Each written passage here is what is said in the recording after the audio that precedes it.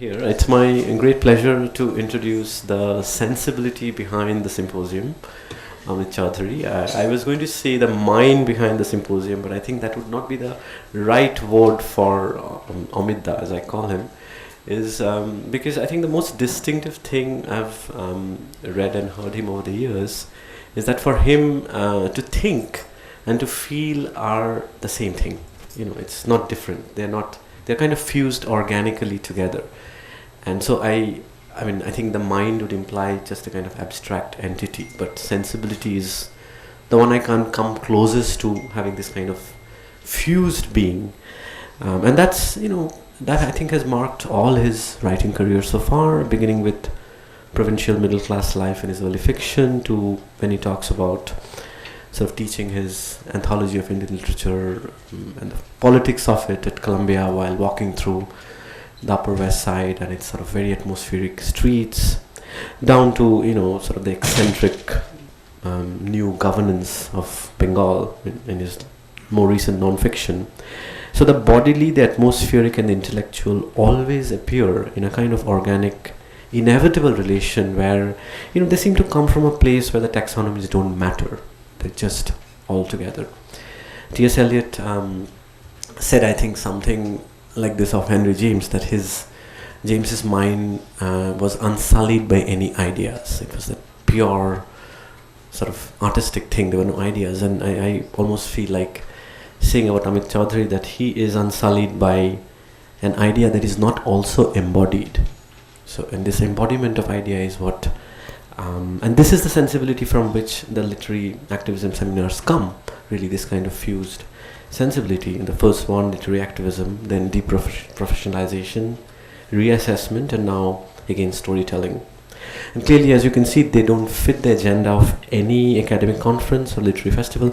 And this is not only because they stage a polemic against these kind of events, but also because they come from this unique fusion of the mind and the mental and the embodied, the mused and the embodied, the intellectual and the artistic, which is a very rare thing in the world today, which is especially a unique place for this particular symposium, the fourth one in the series, against storytelling. And I'm immediately made to think of E.M. Foster's, I think in aspects of the novel, he says that all art aspires to reach the condition of music. That is the final goal of all art. If you're paraphrasing here, of course it's a comment which would have a special resonance for him. But it's also, I think there's a point where he talks about, what does a novel do? And I'm forgetting the things to list. Like, a novel creates a world, creates characters, takes you to a place, and blah, blah, blah. And yeah, it also tells a story. I mean, it's kind of this last, it does. It's kind of this, and that too. The sad sense of, And I wish we didn't have to. I wish novels were liberated from the need to tell a story. But damn it, there's this thing hanging on to it. And this sort of sadness about having to tell the story, I think in today's symposium becomes a very bold rejection of this thing which Foster was so really unhappy about. So, I want to leave the stage to him and to hear more about this and his stand. Thank you.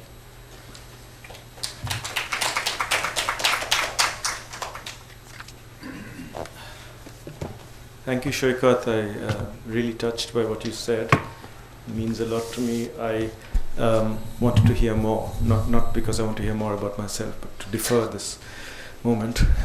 Anyway, but now, just get down to it, as a storyteller might say.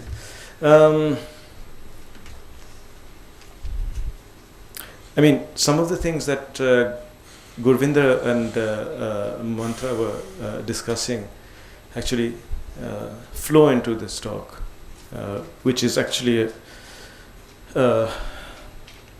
some notes. So it looks like gibberish to me now, but I'll try and make sense of it. I think the first thing that one was reacting to, and I suppose I should go back to it, is the claim that, as I said yesterday, thank you so much, I need my caffeine fix, is the claim that we are all storytellers, and storytelling is this primal human and communal function, and that we've been telling each other stories from the beginning of time. And this claim about storytelling being a human character, a primal human characteristic from the beginning of time, becoming an utterance one only began to hear from the late 80s or early 90s onwards. The moment one began to hear this utterance, one was told that this utterance also had been made from the beginning of time. This acknowledgement had taken place from the beginning of time that we were storytellers. And as with various things that happen in the time of globalization, radical changes take place, and then you begin to think that these changes are not changes but have always been the permanent state of affairs. That is, let's say, the way the free market values or doesn't value things, we now think was always the permanent state of affairs. We have to remind ourselves that there was a role that the fragment played, and that there was a role that failure played, and that there was a role that that other things besides success played a role in culture and in teaching us things. This is something that we've completely forgotten because memory has been rephrased within globalization. So the word all time also has a new meaning within globalization. The word all time keeps on coming up, of course, in lists, all time greats, all time favorites. Most of them reach back to the beginning of globalization in the 90s, these all time lists. So there's a rephrasing to do with time. And so again, this whole question of we have been storytellers and we began telling stories from the beginning of time itself is a rephrasing of a certain kind, and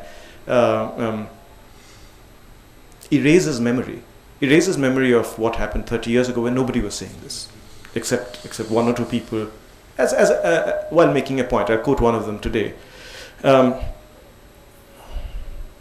They were talking about other things when it came to writing, the arts.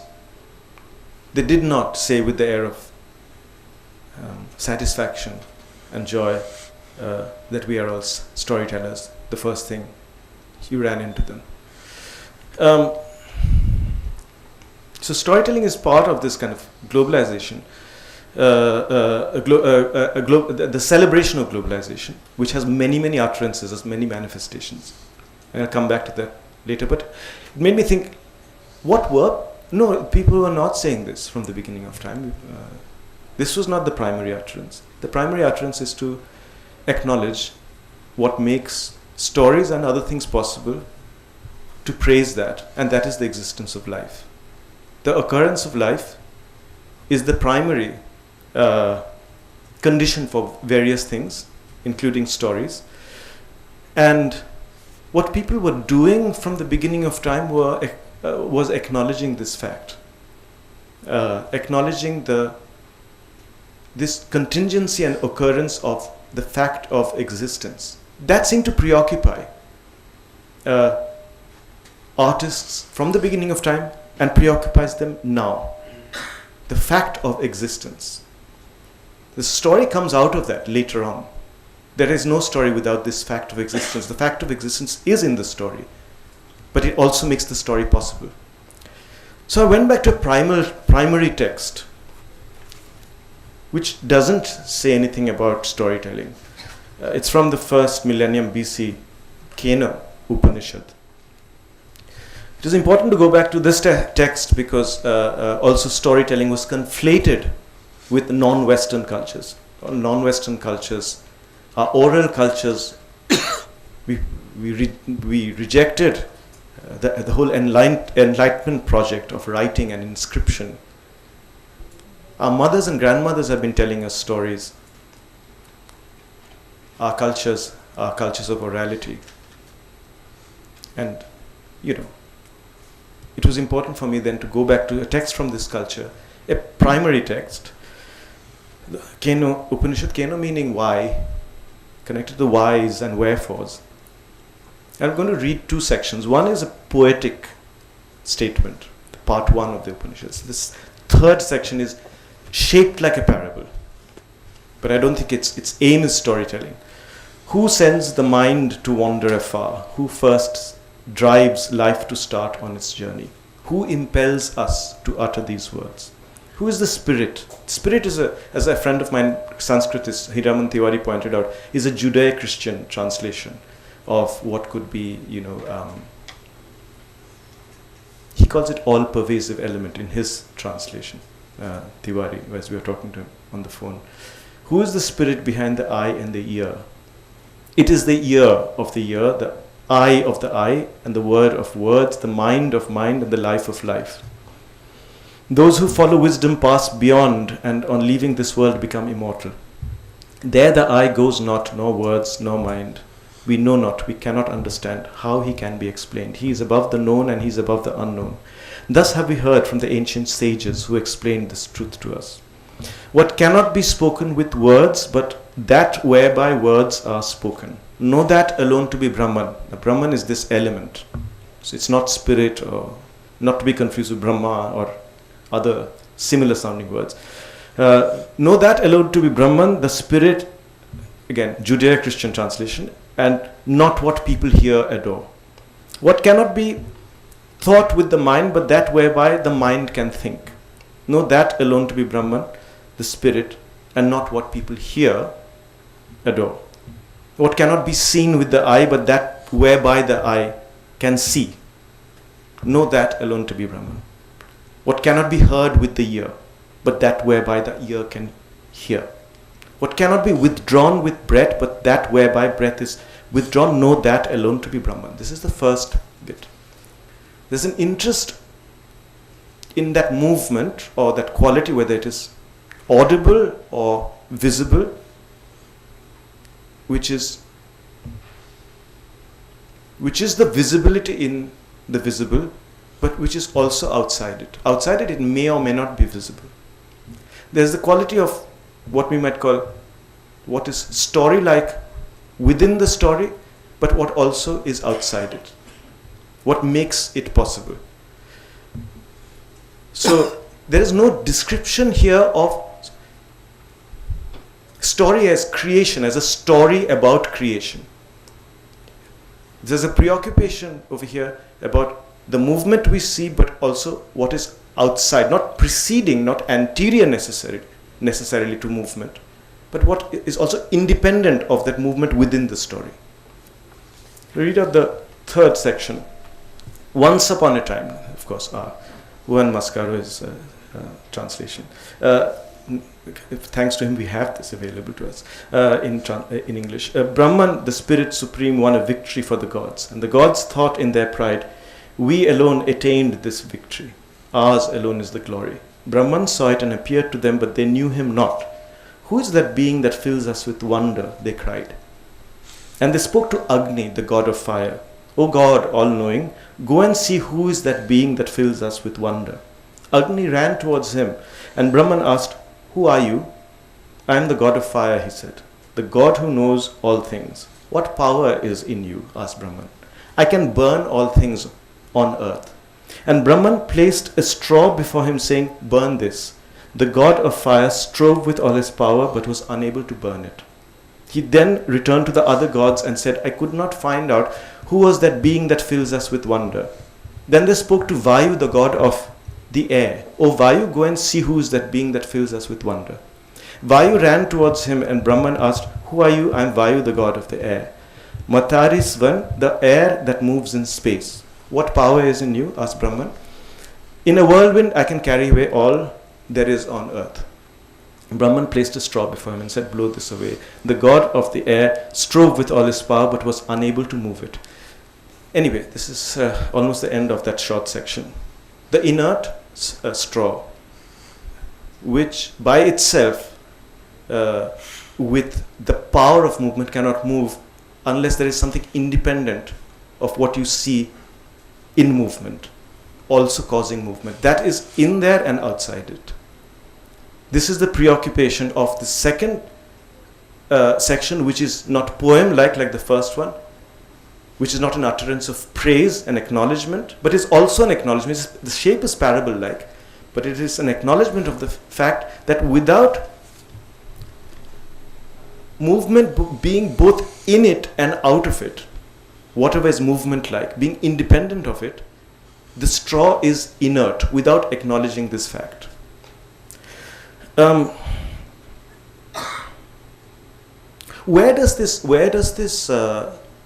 Where do we intimate this thing? We intimate, after all, this thing, going back to your talk about your prologue. This is a moment in the beginning. But actually, every moment is that moment of the beginning. There is an illusion of continuity. And there is continuity. But there is also, continuity is composed of discrete moments which may be taken, not only taken out, but recomposed in any order, because each moment is also a moment of a threshold of a beginning. So each moment is then militates against what we understand story to be, which is a recounting, a telling, because each moment contains that possibility. That possibility which makes any one retelling redundant. So I'll give you an example to do with writing. I never liked reading novels. The first time I became drawn to novels was through exceptional paragraphs being quoted by people. And I remember one such paragraph was, and I've written about this before, was a paragraph from A House for Mr. Biswas by V.S. Naipaul, where Biswas in his early life has taken a job after being a bus conductor as a sign painter. And the paragraph is talking about Biswas beginning to learn how to paint signs, and for that moment during that paragraph thinking about which letter he likes more, S or R. Both letters seem to him incomparable and to contain grace and movement of great beauty. That was the paragraph quoted. I was transfixed by the paragraph, and I thought, shame that I have to read the novel. This is because the paragraph presented a possibility. The possibility was the novel. The novel was not the telling, the recounting that I would then have to read. That would, in a sense, be diminished by this encounter with that paragraph. So where does this moment of possibility, where does it reside in a piece of writing? Say, since we're talking about storytelling, in a story, in a piece of narrative fiction. It resides in the paragraph. In a paragraph which is a standalone paragraph, such as the one I was talking about. For me, this is where the moment of possibility resides. It resides especially in the opening paragraphs. The opening paragraph itself is where nothing is resolved and is opening out, to go back to your prologue, into a series of possibilities. The possibility which is both in the story and out of it, to go back to what this translator calls spirit, when he refers to Brahman, but I will use the Laurentian or Tagorian or Nietzschean word life. The life that is in the story and independent of it, that makes the story possible. The opening paragraph has not been bound yet by the telling. The life is in the paragraph, but it is opening out onto something that is both in it and out of it. It is the irresolution of life. Nothing has closed in that opening paragraph. My ambition from the beginning was to write novels composed entirely of opening paragraphs. And then to put them in some kind of order. The order would be a sequence that was partly illusory, of course. We are experts at creating that illusion of continuity, both readers and writers. I believe that you give somebody anything without any narrative and they will put some continuity over there. So it was possible to create. It was not as difficult as it seems to create the illusion of continuity. But actually what I was aiming at was to create an assemblage of opening paragraphs. That is, to stay always with the prologue. As I think, in a way, Gurvinder's films, in a sense, do.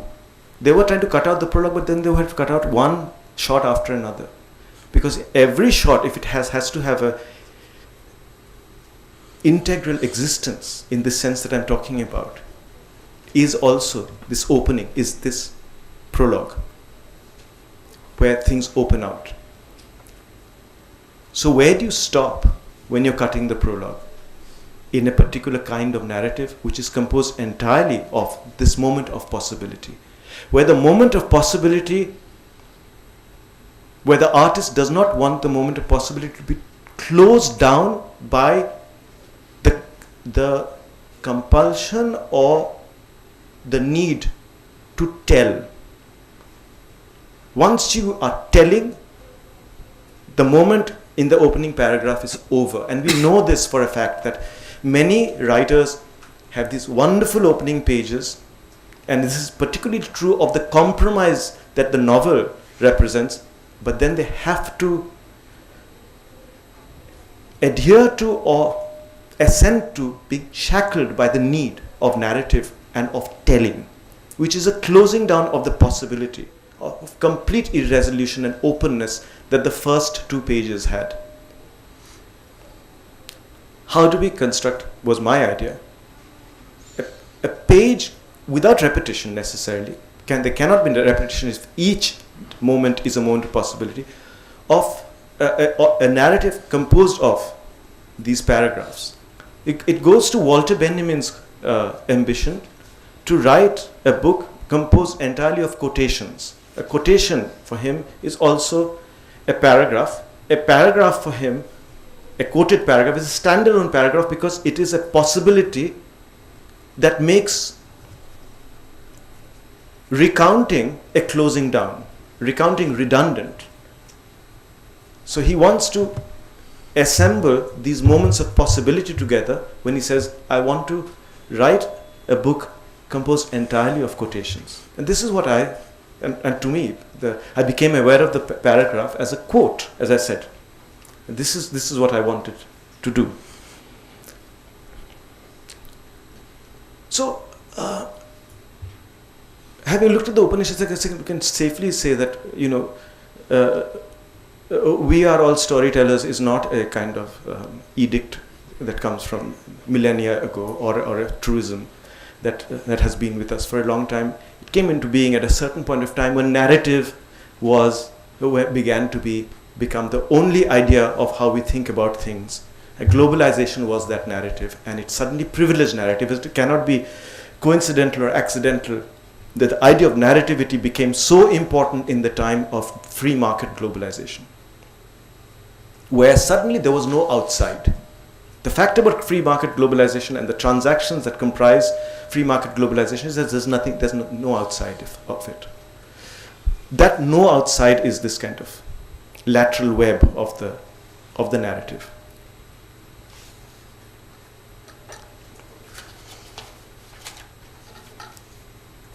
In the midst of this came, of course, all this stuff about story, and also, the dismantling of the elite, so-called elite division between a serious piece of writing and a popular piece of writing.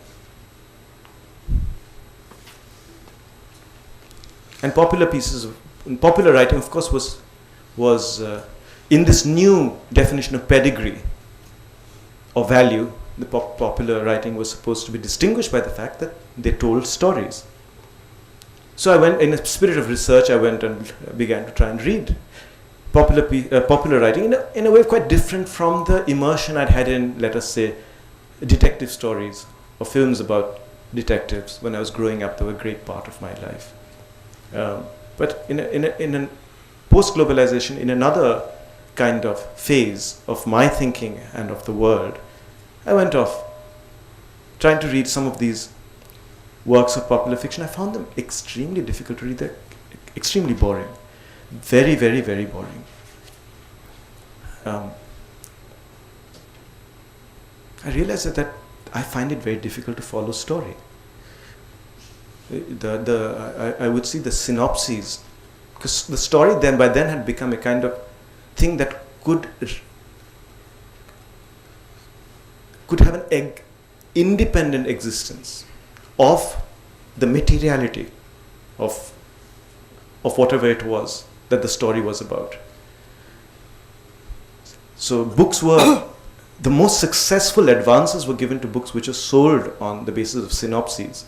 But then I would encounter synopses as well in the new millennium, say, when I would watch films on Tata Sky, they would always have a synopsis. And I could never understand what the synopsis meant. I would go and read it again and again and again to understand what this thing was about. Found it very difficult. I also found that some of these works of popular fiction were opaque, very, very difficult to read, and I thought, why are people reading these?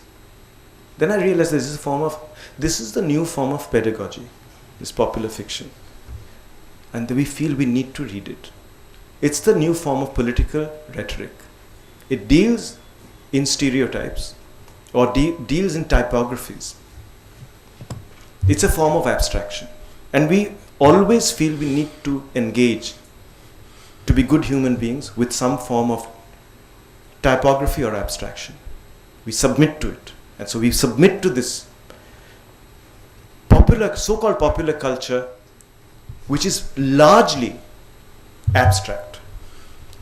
There are no transgressions, almost no, of course there are transgressions, but almost no transgressions from the abstract within it. Now when I say almost, of course there are transgressions. And this brings me to the fact that serious writing and popular writing share certain qualities. The first is that most serious writing and most popular writing, or most serious cinema and most popular cinema, is bad. But the badness doesn't have to do with story or something else or lack of story. That's not what it has to do with. And the fact that a small minority is riveting also doesn't have to do with the success of the story or not. It has to do with retainability. The wonderful thing about bad popular cinema, which I watch a lot of, is, as we've noted in the last 24 hours, is its forgettability. You watch it, and then after a month again, you said, have I watched The November Man? Can you remember, did we watch The November Man? Can't remember. You can watch it. It's kind of feeling of deja vu comes. Yes, we've watched it twice before. This is great that we don't need to look for another film. We can watch the same one again, then forget it again. What we retain from great popular cinema, a great popular TV series, let's say like Seinfeld or The Simpsons, or great popular cinema. So I won't go to anything contemporary. There are lots of contemporary ones in that minority. But I go to Hitchcock.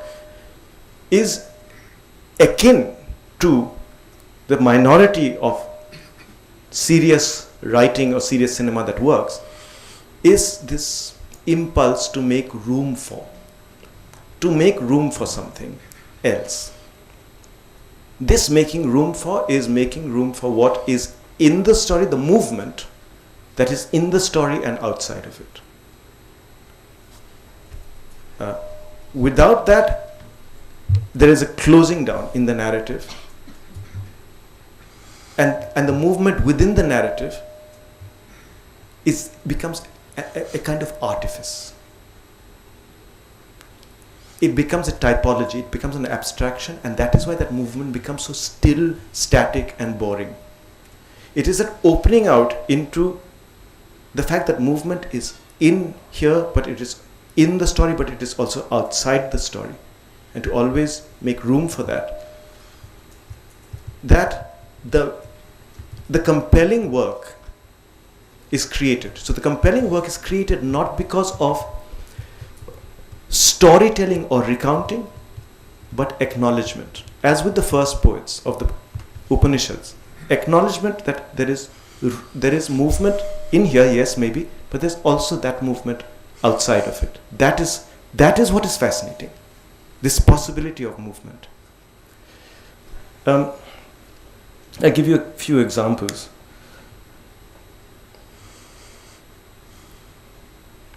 Hitchcock, since I mentioned him.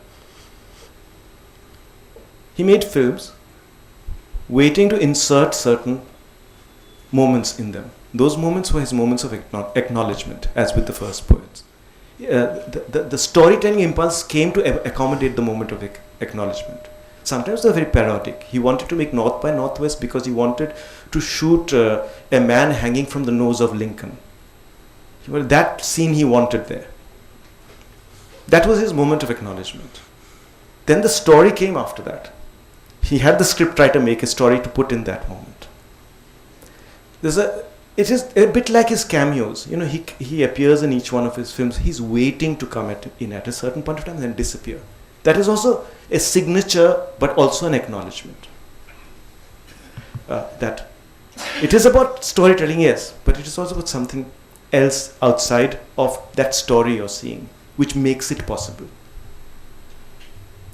I want to mention just one such acknowledgement within a recounting in Hitchcock, which has maybe not been remarked upon so much, but on my third or fourth viewing of Vertigo, which I knew I was viewing, I knew I'd seen it before because it had that quality of retainability, I noticed this moment. So James Stewart is going around San Francisco, hired by the husband of a woman. The husband is a friend of his, hired by him to follow this woman because she's behaving oddly. This man's wife, and he's an ex-private detective.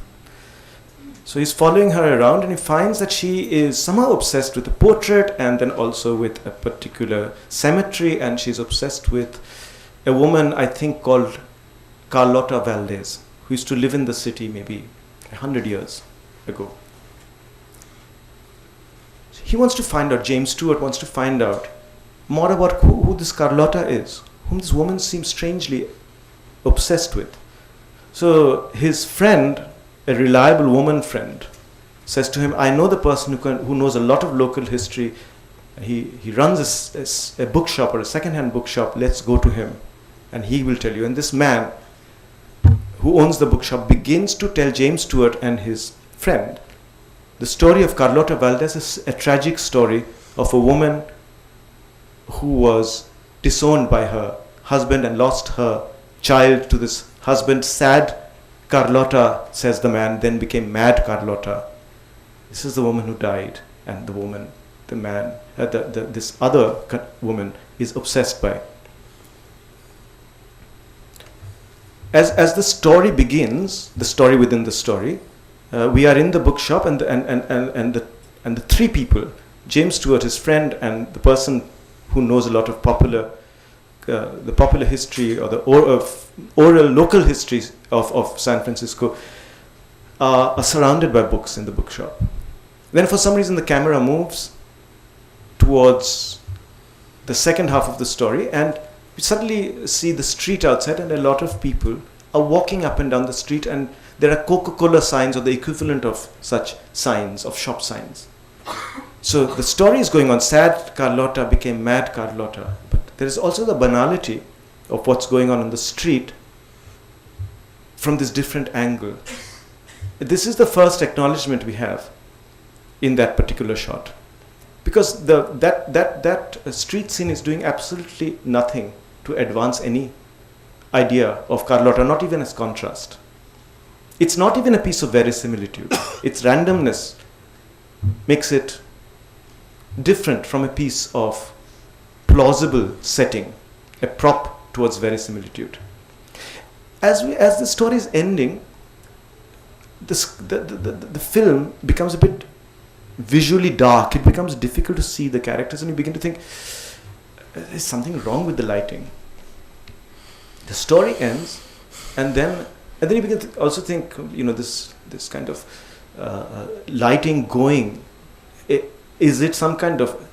I don't believe in these things, but somebody might think an allegory of the growing darkness of the story being related. Then they go out and over there they recount the story to each other. The detective and his friend, and now the camera shifted to show them in the street, but also to show in the background the shop. And then you realize that actually time has passed and it has become absolutely dark. It is evening. For a second, the man switches on the light inside and all the books are visible again. Next shot, nothing to do with what has happened. This shot of the shop suddenly becoming illuminated has absolutely no place in the recounting of either of the story in the story or the story of the woman that he is tracking. This is an example of the acknowledgement of a life which is in the story, but then also outside of it. The movement which makes this movement and quality possible, and without which this movement of the story is nothing. It's inert, like the straw that Vayu tried to move. Talked about sound. Soundtrack again seems to be another way of acknowledging what is both in the story and what is outside of it. The existence of life in the story and the existence of life outside of it. The moment of possibility, the moment of beginning. Because the moment in the shop, the illumination is a beginning. It is not a kind of segment in the syntax of continuity. It is a beginning. It is, you could call it an interruption, it's certainly a beginning. In soundtrack, the first person I saw doing things with soundtrack as far as India, I hesitate to use a generic word like that, but as far as India was concerned, was Jean Renoir in The River. And every shot has characters in it speaking to each other, a kind of rather fragile story taking place. It is not a film that is highly thought of in Renoir's oeuvre.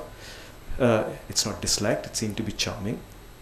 But it has this extraordinary soundtrack where something is always happening during that space in which people are speaking, something which has no connection, but something that is being overheard and not really being heard. And this thing that is being overheard is the impact of the invisible on the visible. And this is what soundtrack is. And I think Satyajit Ray learns from Renoir. He was moving around with Renoir as The River was being made. I think he learns primarily from that film's soundtrack. Because Ray's films are always about the impact of the invisible. You have the image, and then you have this existence of this acknowledgement of possibility. The acknowledgement of possibility, that is, those moments which are not domesticated by recounting, are what you hear and which have an impact on the visible, but what has no part in the story except sharing a quality of movement. But this movement is not the movement in the story. It shares its quality, but it is outside it.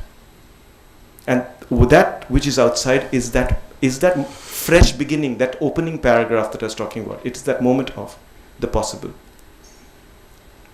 I think Manikal was interested in this, as he even would say, there is an interview in which he says, "Hum Aapke Hai Kaun" I was interested in that film. It's a mainstream Bollywood film, Hindi cinema, 1994. But a man spends, I don't know if this is the exact time duration, but 15 minutes looking for a pair of shoes. Generally, time would not be made for what is actually a fresh beginning. The looking for a pair of shoes is a prologue. It's a fresh beginning. Time would not be made in the domestication of recounting for this fresh beginning. You're like your curator or whoever, they would ask for a cut. So Manikal was happy that the time had been made in Hum Aapke Hai Kaun. I want to read out a bit, 2 short paragraphs from James Salter, who I think, exceptional writer that he is. He's not an exceptional writer because of the fantastic way he handles his themes, but because of the way he makes acknowledgement primary and storytelling secondary, and is always thereby realigning the grammar. Let me read out one section. The story within quotes is about marriages falling apart very gently. The attrition is very gentle. There is wonder and tenderness within the marriage, but these marriages come apart. But what is happening here is something in between. The avenue was dense with people, the sunlight still brilliant. The first commuters, well dressed, were heading for early trains. The turmoil of traffic was sweet to him as he walked in the flowing crowd. He knew in that moment what all these people were seeking.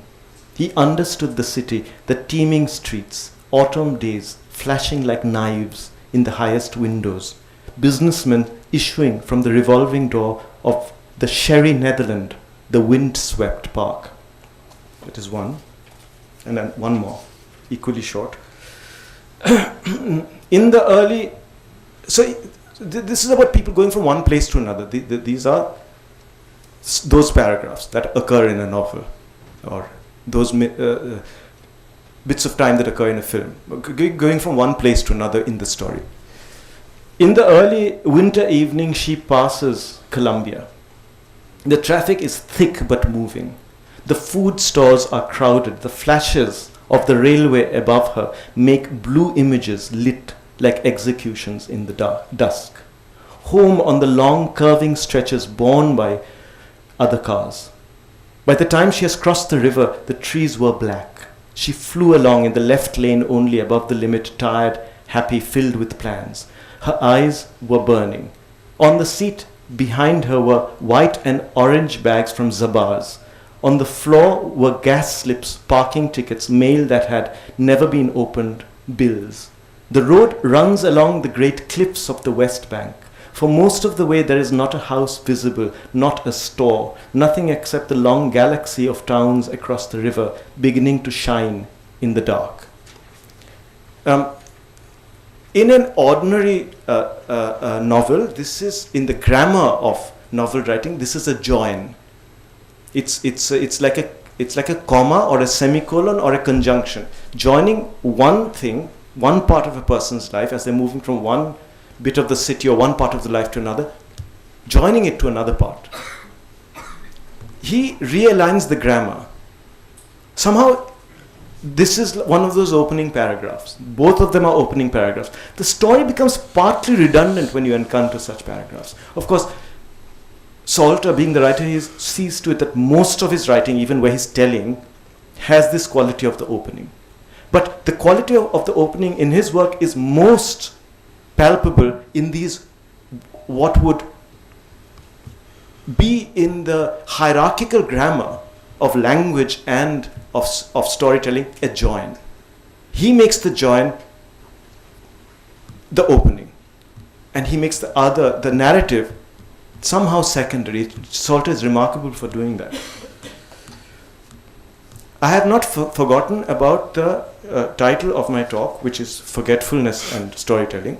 So I will quickly now read out two more sections, or one, maybe. This is from Kafka, Metamorphosis. When Gregor Samsa awoke one morning from troubled dreams, he found himself changed into a monstrous cockroach in his bed. He lay on his tough armored back and, raising his head a little, managed to see, sectioned off by little crescent-shaped ridges into segments, the expanse of his arched brown belly, atop which the coverlet perched, forever on the point of slipping off entirely. His numerous legs, pathetically frail by contrast to the rest of him, waved feebly before his eyes. What's the matter with me, he thought. It was no dream. There, quietly between the four familiar walls, was his room, a normal human room. This is an interesting bit of phrasing. As if always a little on the small side. If always a little on the small side. Over the table, on which an array of cloth samples was spread out, Samsa was a traveling salesman, hung the picture he had only recently clipped from a magazine and set in an attractive gilt frame. It was a lady in a fur hat and stole, sitting bolt upright, holding in the direction of the onlooker a heavy fur muff into which she had thrust the whole of her forearm. From there, Gregor's gaze directed itself towards the window and the drab weather outside. Raindrops could be heard plinking against the tin window ledges. It made him quite melancholy. What if I went back to sleep for a while and forgot about all this nonsense, he thought. But that proved quite impossible because he was accustomed to sleeping on his right side, and in his present state he was unable to find that position.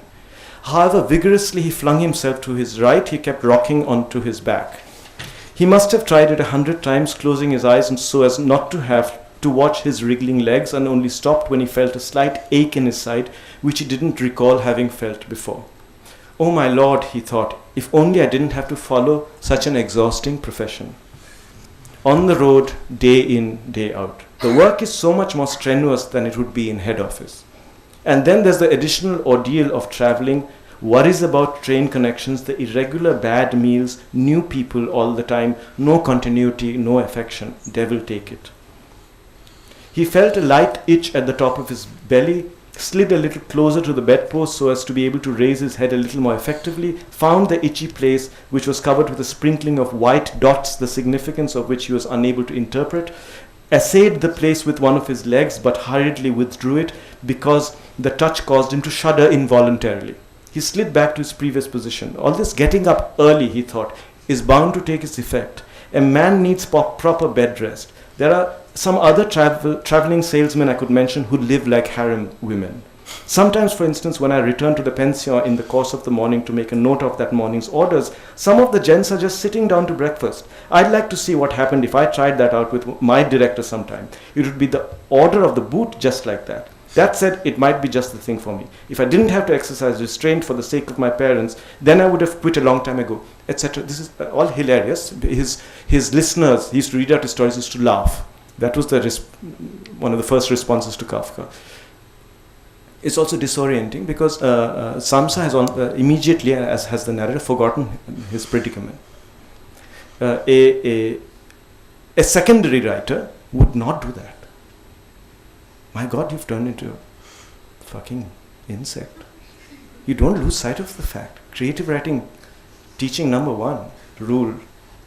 But Kafka has forgotten. Or the narrator, Kafka no. The narrator has forgotten. A kind of possibility is opening up with that forgetting. Gregor doesn't know he's in a story. Thereby, something is happening which is in the story and out of it. And that which is out of it is in the present. It is about catching the train. It is about possibilities closing down, but possibilities opening up. Getting the boot, or on the other hand, getting exactly what he wants. This not knowing is tied up with this forgetfulness, which is so crucial. To forget what is central. I would have, if I had time, read out another section from Lawrence, where again something traumatic happens, and then the person immediately forgets and opens out into an acknowledgement of the fact of existing in the here and now, in the moment, in the opening paragraph, in, again, the renewed possibility.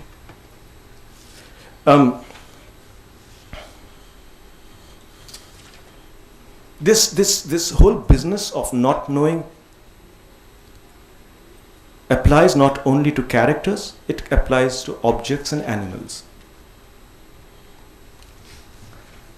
In Gurvinder Singh's prologue, we saw some goats and we saw some walls. The walls do not know that they are part of a story, nor do the goats. But it is possible to make them know. In another film, they might have known that they're part of it. The walls know. Those are the period pieces, the reconstructions, where every period, every detail is instrumental in the recounting. They are already told, they are recounted, they are not in the present moment. Here, this part of a present which is in the story. Out of it, the wall is not aware of being in a story. It has forgotten. In the clip I saw, with soundtrack, the kirtan, which that was happening towards the beginning, it sounded like a kirtan to me. It's also part of that not knowing, that present moment within the prologue, another prologue. I promise you, I'm now coming to the last 2 points. I want to quote from Sartre's Nausea, if I can find it. Yeah.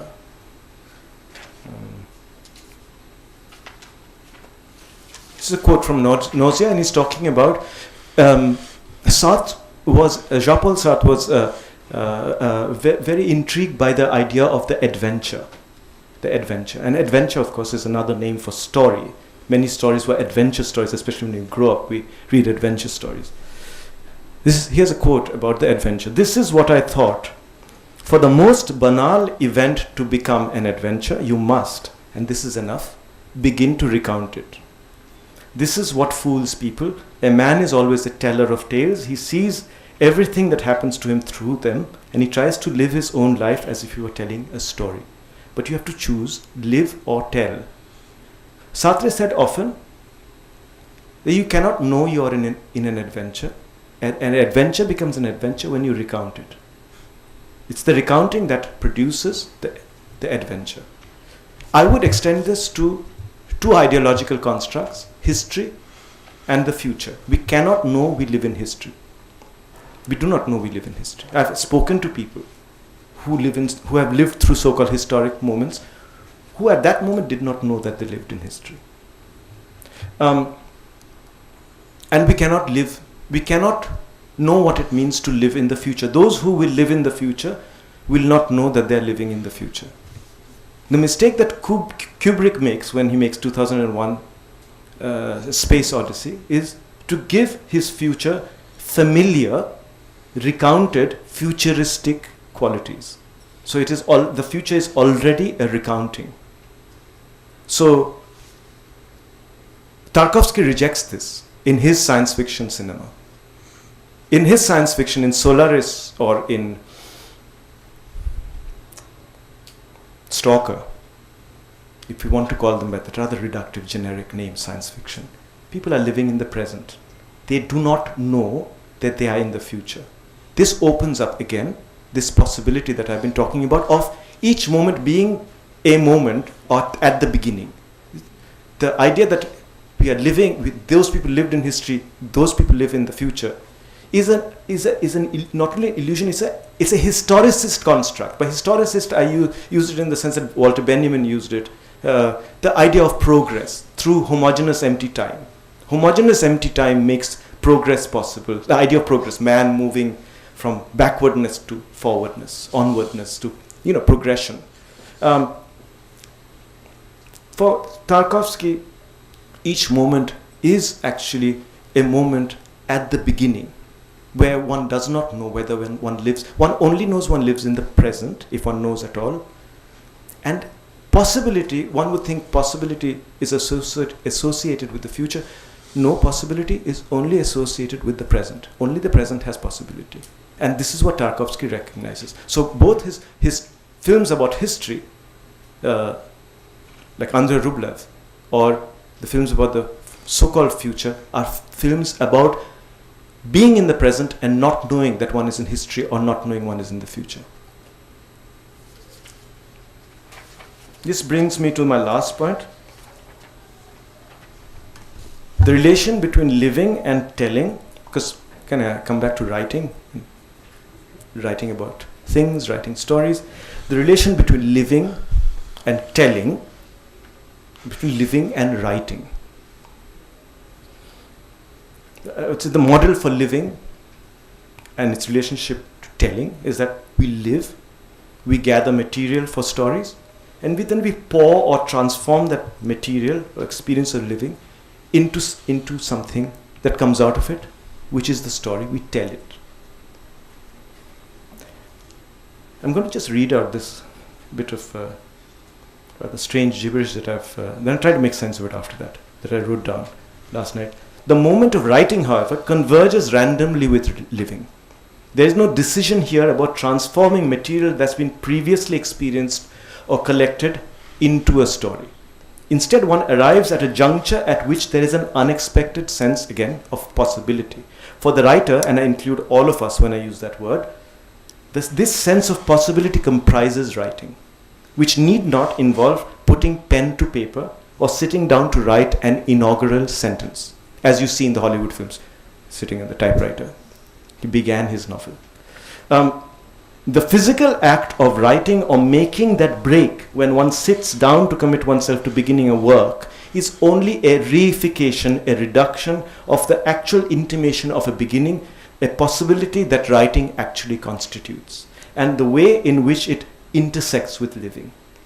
I'll give you two brief examples of this, and I'll stop, and this connects to what I said earlier about the paragraph. One is seeing the cover of a book and wanting to own it, to buy it. You look at the cover, you're transfixed by the cover. Then you don't read the book. You're transfixed by the cover not only because you want to read what's within, but because you have begun, in a sense, to write what's within.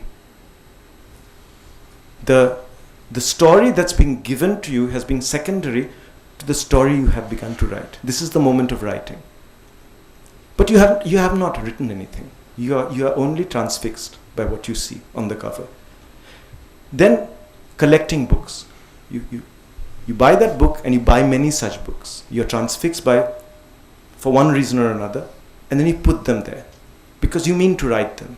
Your sense of ownership has to do with owning the story. But the story is not to be reduced by recounting, by telling.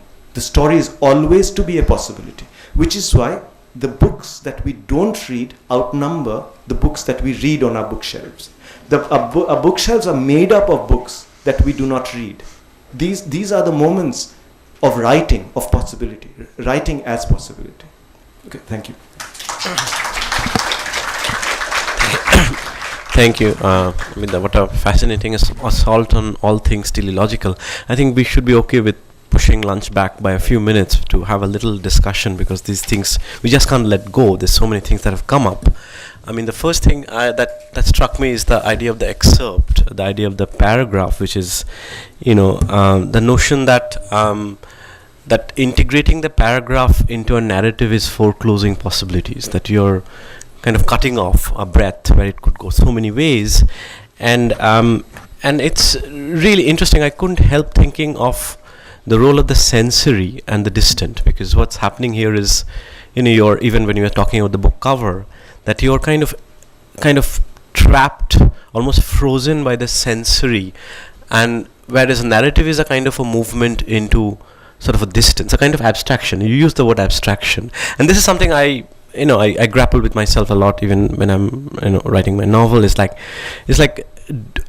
the cliche is like, are you a scene-driven writer or a narrative-driven writer? And I find narratives that much harder to do. Like, a scene is something that comes organically. When you have to step back and say, and then 5 years passed, and that sort of distant narrative is something which I also find much less interesting, and I don't do that well. And I really thought, in a sense, we what this actually also got me thinking about what you're saying about the social science prejudice in, earlier, that somewhere somewhere the idea that we live in an age which mistrusts the particular.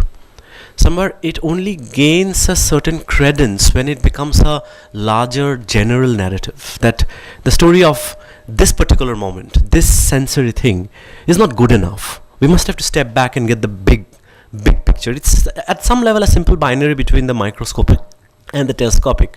I think Susan Sontag really puts it very well against interpretation, that, and she talks about criticism, not writing fiction as such, that, we're not satisfied with that one thing. We have to make it. And her example is Tennessee Williams' Streetcar Named Desire, that when Stanley and Blanche are fighting, it's not these two people, it's civilization versus barbarism. We have to always allegorize it into something larger.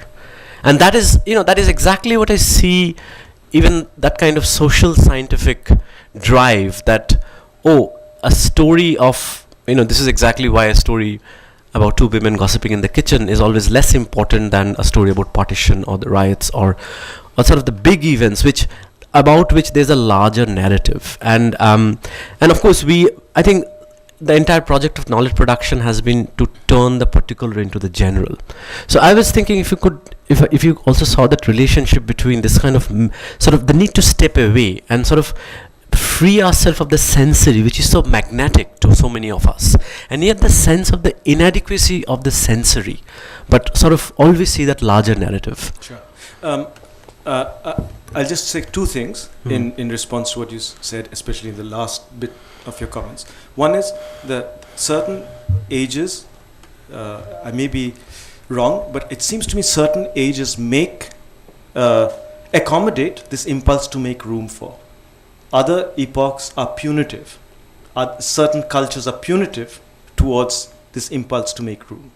At this present time, in the world, but certainly in India, we live in a punitive ethos in terms of this making room. Not only do we not have a language with which to talk about it, to understand what is going on, but we punish those who do this. I think the great ages, I'm going to make this statement, it's a romantic statement maybe, but I don't think it is. I think it's a factual historical statement. The great ages of the arts are where, for one reason or another, that punitive attitude towards that making room goes away, recedes. And I think for all its traumas, that age of modernity was one such interruption where that punitive attitude receded somewhat for what was actually an extraordinary period of tolerance and valuation for that making room. Actually, when you look at it in retrospect now, it's an extraordinary period, not only because of what the writers did or the filmmakers did, but of this, within the ethos, within the regime itself, this tolerance for that kind of making room. That period is remarkable. As far as the social sciences are concerned, I mean, of course, the social sciences are driven thematically to a certain extent when it comes to literature, as we know. I mean, I've heard people speak about books and teach books and choose books to teach exclusively on theme, especially when it comes to places like South Asia, the books from South Asia. But it's not only theme that can be turned into that kind of idea of significant content to do with markers of identity, markers of nationhood. It's also form. There is formal mimesis as well. The moment we begin to say prolixity, verbosity are formal markers storytelling with, let us say, with its orality, its people interrupting stories to tell other stories, not to be silent. The moment we say this is a South Asian formal marker, and then we write in such a way that the form and language in which we write have narrative markers and are narratively mimetic. So we don't even have to go to content. We don't have to see whether the man is wearing a turban or not, something that Borges would have been preoccupied with. He would have said, an Indian doesn't have to wear a turban to be an Indian. So we are not even going there into the matter of representation. We are going to the mimesis of form. And mimesis of form is pernicious. It also homogenizes. When we look at Joyce's form, when we look at disjunction in Joyce's form, it is possible to look at that disjunction mimetically as well. That is to see disjunction of there, as Eliot first saw Joyce's work, as somehow mimetic of the trauma of modernity. But of course, we know that Joyce was a joyful writer, but also that he learned from Flaubert the indispensability of every phrase in that so seeming chaos of his. Indispensability in artistic, in aesthetic terms of establishing possibility. So again, each phrase is a beginning, as it is with Flaubert. So when we read Joyce, we have to acknowledge the fact this phrase is extraordinary for this reason, that phrase is extraordinary for that reason. The formal mimesis to do with trauma in Western civilization hasn't homogenized our reading of the disjunction. But when we read Rushdie, we can pick any passage we want from Midnight's Children as an example of formal mimesis and say, this shows us what a prolix, over-the-top, unenlightenment-inflected culture India is. And it doesn't matter which passage it is. You cannot just pluck passages from Joyce to show trauma, because there is something else going on there. But you can pluck passages from Rushdie. I know there is something else going on in Rushdie, but we haven't attended to it. We are stuck with the formal mimesis, which comes from this. The mimesis is based on a valuation that, of course, comes from the social sciences.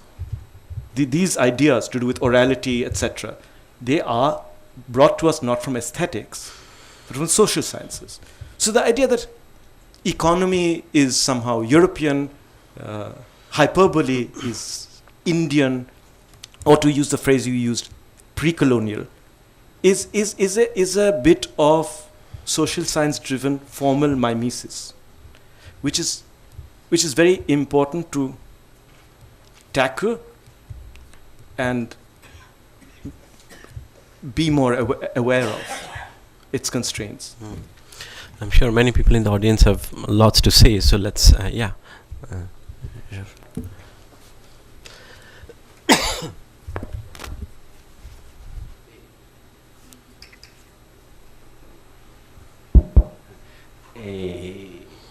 I will tell a story, but it has to do with the first half of your talk, the inside, the outside, and you gave the example of two sequences in Vertigo.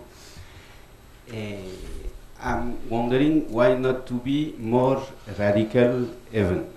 When I was 12 years old, here the story is going, I went with my class to see theater, and it was storytelling theater. It was horrible, but in between each sequences, the technicians were coming on stage, putting table, putting out chair, etc., and they were doing that in such a fascinating way that at that time I was not very able to verbalize things, but I understood that theater, it's something that has like 2 hours duration. It's a terrible experience, except few moments of grace, but the terrible moments are a necessity to enjoy the moment of grace. Then I grew up, I started to be able to verbalize things, and finally I discovered we don't need the terrible moments. We can only have on stage the graceful moment and the pleasure. That is moving the furniture. Moving the furniture. Yeah, but that's what I want. I only want those graceful moments of moving the furniture or looking for the shoes. The point is how to create a narrative out of that, and it is possible. Now my question is why to create a narrative? No, the narrative is only a euphemism for an assemblage of such moments. And talking about such things, one can even go a step further. I'm sure, I think, I was only overhearing what Gurvinder was saying during the break about your next project or something that you'd like to do. I may have misheard him, but it is possible to actually, of course, as you said earlier, and as I've said to Dayanita Singh, it's leave the storytelling to the viewer or the reader entirely. Okay,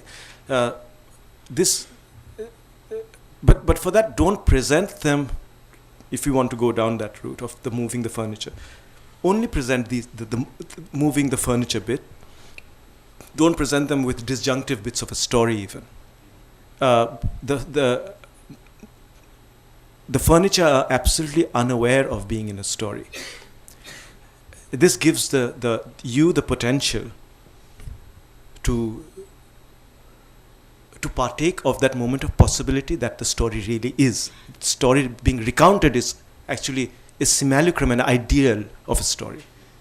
The actual story is the story of possibility, the beginning. Jean Renoir, after visiting Calcutta, said, you don't have to do very much to make a film over here. Just follow a woman with a camera from morning to night.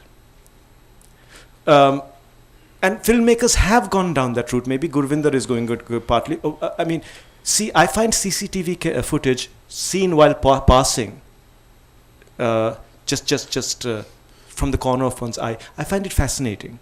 In a shop, you're walking past that area, and you see people milling around. At first you are bored, and then you are creating a narrative. It's not to do with prying into their lives or not to do with imposing a story, but a particular kind of pattern begins to form. The two other examples I have of this, and important to the pattern beginning to form is, of course, that the people milling around over there you see on the CCTV camera do not know that they are in a narrative, that they are not taking part. They have forgotten, like Gregor Samsa. Two other instances of this that I was instructed by and riveted by were moments actually from the news. The first has to do with the time when Baghdad was being bombed. We were watching it on BBC, increasingly depressed and anxious. There was one still camera. So reporters couldn't go there. There was one still camera which during the day would show the same scene, which was never, of course, the same scene, of a kind of bridge or motorway in which cars used to come and go as if they were going to office. At night, you would see the explosions like fireworks. They could have passed off for fireworks, large fireworks in the distance. Then you'd see the same thing again, and there would be a voiceover. This still camera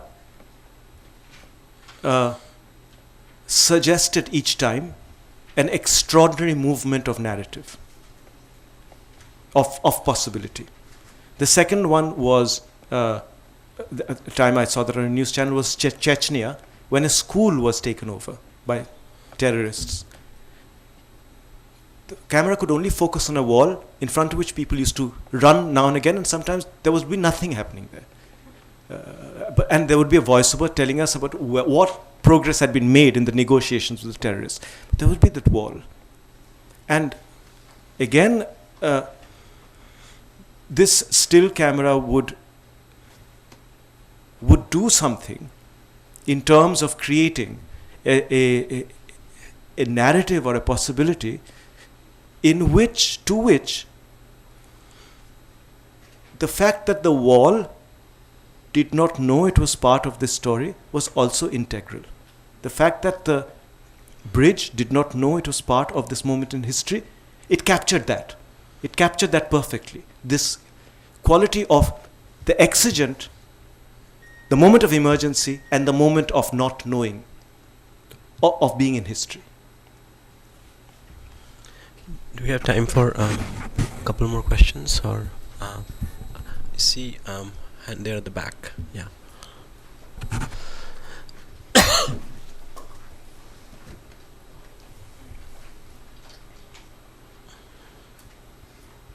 So you started with life. So when that inertia, that inability to write becomes so much that what do you do when that starts interfering with your life? When that starts acknowledging you, or you start acknowledging that, what do you do? When the inertia of life... So suppose you want to write something and you are not writing whatever you have to do, and it entangles itself with your life, so that you are living your art and you are not making it. If I have problems with writing, I watch a lot of TV. And I watch this kind of rubbish stuff that I've been talking about, which I forget the moment I watch. You know, I don't have any... as far as the moment of writing is concerned and living is concerned, that begins at a certain moment, and as I said. I use the covers and the books we own and don't read as metaphors for that moment, where I am aware that I have begun to write. Some kind of the experience of living has translated into the domain where I have begun writing. That happens again and again, each time. It's not autobiographical, in the sense that I'm going to now sit down and write about something in my life. I'm going to tell my story. It's not that. So the moment occurs as I'm living, where I know that this possibility has taken place. I am have now begun to write. And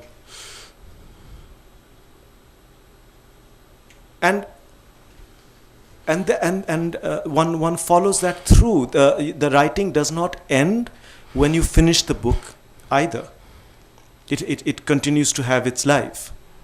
I've written about this. In my last book, I wrote about a friend of mine and gave him another name, and he was concerned about this fact, and we had conversations about this before the book came out and after it came out. And these conversations are also part of that book. So for me, the moment of writing converges with living in a way that cannot be totally identified with the physical act of writing itself and the production itself. Maybe the last question. We should take the last question, yeah. That's what I might ask you to reflect back on the sources for Tarkovsky's two great films, the science fiction film, which you mentioned, the brothers Strugatsky's Roadside Picnic and Stanislaw Lem's Solaris. And whether there's sort of difference in terms of this kind of narrativization of the future, especially with respect to the event, the question of the I know he sort of based his films on stories, science fiction, and that there's a rich kind of stream of Russian science fiction.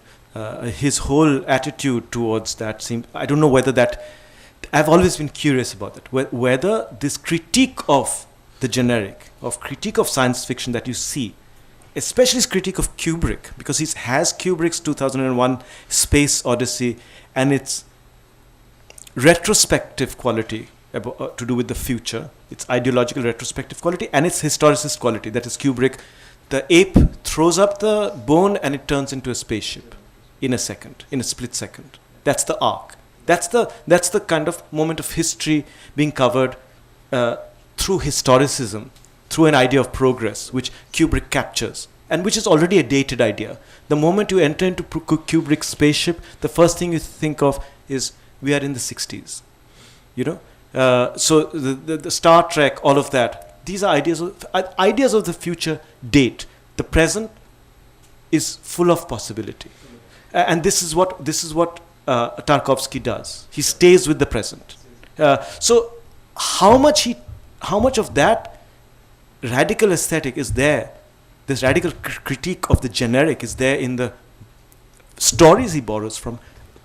Unfortunately, I don't know. I would love to know whether that there is such a tradition of writing in Russia, in the Soviet Union. Just senses, although again I haven't really looked at it in detail, that there is more of a sense of that emphasis on the idea of a cognitive displacement, simply because the urgency is that of displacing contemporary concerns into a kind of futuristic scenario. But Tarkovsky treats it differently. He sort of Very much so. brings back a very different conception of the narrative arc in his.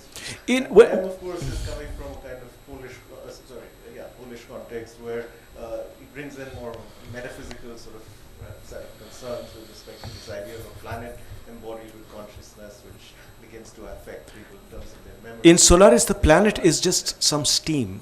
Is a massive, you know. But you look. sentience. Yeah, I mean, But when you look at it, I mean, if the film had been made by Kubrick or had been made by the filmmakers who make Harry Potter, because fantasy is the other realm in which verisimilitude is of great importance.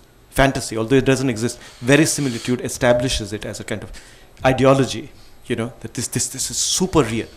You know, it's a kind of stake in fantasies. So if Solaris had been represented by such a filmmaker, believe me, it would have been super real. But Tarkovsky goes for the gestural and for synecdoche. All you have is a bit of steam out, like a bit of fog. That's it. That's supposed to be Solaris. So you get your head around that, you know. So his kind of departure from these modes of representation, which we take to be now the concrete and mortar of storytelling, to assert the fact this exists through storytelling in this particular way, he rejects.